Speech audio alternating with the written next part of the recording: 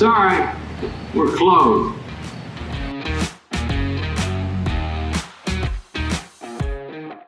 All right, guys, another episode. Sorry, we're closed. And I got two things I want to talk about today. One thing, both the things actually only one thing I'm excited about. The other thing I think is interesting to talk about. But the first thing is my adventure to the Yankee Stadium yesterday. We went on the doubleheader day. I went with my girlfriend and her friend and her friend's boyfriend. Nice time. Had a few Coronas. Enjoyed the atmosphere that is Yankee Stadium. As far as the baseball, end of it, I mean, is as bad as baseball, not as bad at baseball as it gets, but I mean, got a 1-run lead in the fifth, I believe, end up walking. I think we walked the bases loaded, and giving him a 3 spot.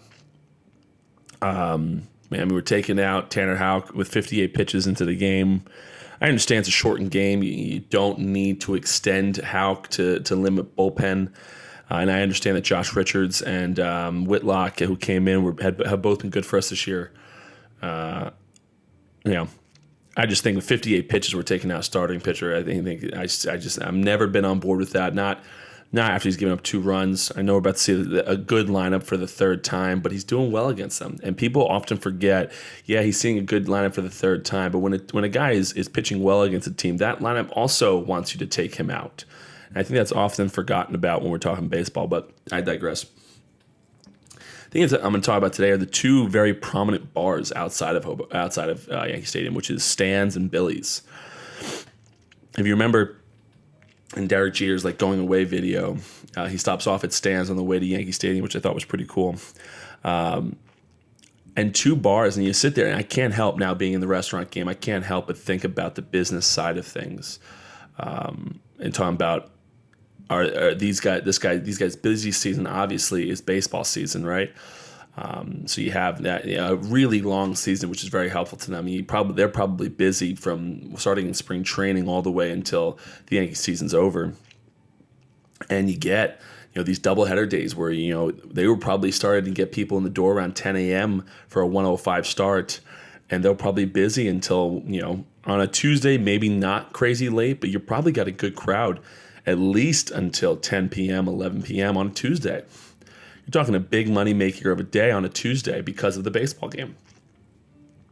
On both spectrums, Billy's, which is a very different and unique type of atmosphere in comparison to Stan's. Stan's was very obviously an older generation bar, whereas Billy's was a little bit younger.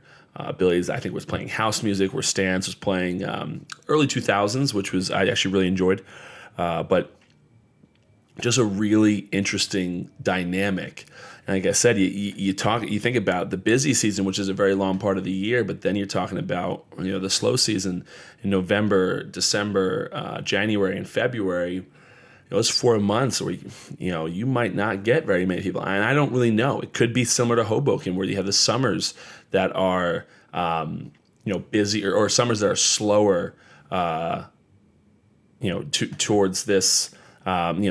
The summer months when people start going down the shore. That's when we lose people. Now, we're still busy at Green Rock and in Hoboken, busy, different type of crowd, a crowd that typically spends a little bit less money, but we're still busy. Is that similar to what Billy's and Stan's gets in the offseason in baseball? Do they get a more local crowd where it's located in the Bronx? Do they get more of a Bronx crowd rather than a bunch of people coming from Manhattan and Jersey and Connecticut?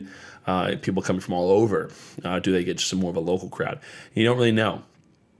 I doubt I'll go in December, so I won't ever tell you. But it's hard not to grasp the concept. And you think about it from a business standpoint. Do you want to buy a business like that? Would you want to buy Billy's? A place that has a great 9 months, but a slow 3, or a great 8 months and a slow 4. Does the building come with it?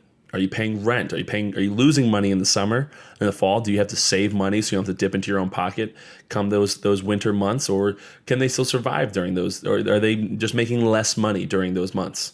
What kind of business are you operating in the slow months? You think about those dynamics, and how long they've been around. They're staples. they've been around for years and years and years, and people go to them. That is like the place to go. As a guy I was my first time at Billy's, and even I knew you're supposed to go to Billy's and Stan's when you go to the Yankee games. So, it's interesting to kind of go to these places and see the different concepts in the way they differentiate themselves.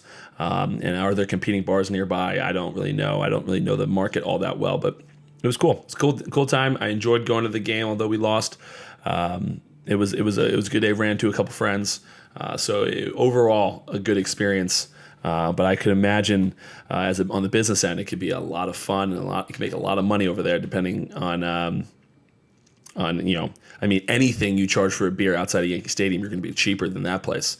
So, you can really push up prices in that during the season in peak hours to really, really take advantage of those busy seasons. But who knows? Anywho, on the other end of things, and the other thing I wanted to talk about today is I've only been in the podcast game a little bit over a year now. We have the biggest announcement that I've ever had in my podcast game. Now, I know that's not saying a lot. I understand that. How do I put this? I understand that when Jared Carrabis or Joe Rogan say that they have a huge announcement coming soon about their podcast. Okay, that's meaningful because they've had a lot of announcements. Sorry, we're closed. This is the first ever huge announcement coming out of the podcast game, my biggest announcement. And I will leave it at that for the most part. The one thing I will tell you is we're probably going to switch to once a week podcasts. I'm not sure which day of the week it's going to drop, but it's probably going to switch to that. And it's going to be fun. I think the announcement that's coming is long overdue. Something that I know I've thought about for a while, and it's going to create a little bit more work for Miranda, but she's already been briefed on that, and we're working through that now. So it's a seamless transition into what we want to do now. But big announcement coming from the Sorry We're Close group, which is just me and Miranda. But big announcement. I think you guys are going to enjoy it. I think the podcast will get infinitely times better. I just think overall enjoyable experience for myself as well. I think will be better, a little bit more professionally done. All of those things are going to be a part of this announcement, and I'm looking forward to it, guys. I'm looking forward to a year in. It's time to mix it up. It's time to have some fun, and I think you guys are going to enjoy it a whole lot more too. So, with that being said, guys, that's all I have for you today. Want to talk a little Billies and Stands. Hopefully, the Red Sox turn around tonight in Game 3 against the Yankees. Hope you guys have a great weekend. Until next time, guys, I'll see you at the bar. Thank you so much for listening to the Sorry We're Closed podcast. Go subscribe to our email chain over at thepatlight.com and follow us on all social media. Until next time, guys, I'll see you at the bar.